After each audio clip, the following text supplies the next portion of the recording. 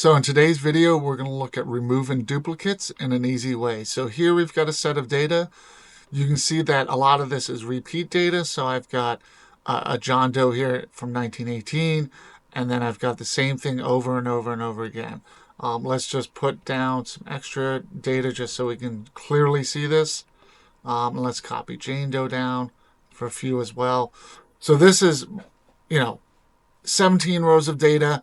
That is just a lot of repeated data. So if I highlight, you can either just highlight the columns, or I will just sometimes highlight the entire sheet. But let's just start with the columns. And then in Microsoft Excel 2021, it is this icon here. In previous versions, it actually says remove duplicates. But if you click there, this screen, it hasn't changed in 2021. You can either choose to select all the columns. In this case, they are all the columns, or just remove based on one of the columns, or two or three. So, and then you choose whether that has headers or not. So my data has headers. It usually does a pretty good job figuring this out for you. Often I just open this and just click OK. I barely even look at it.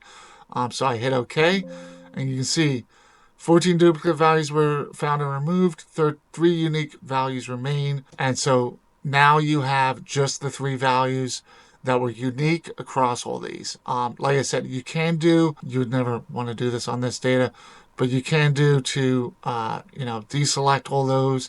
And it is now just going to give you the 2 values, American and British, but you've obviously removed that, important valuable data there.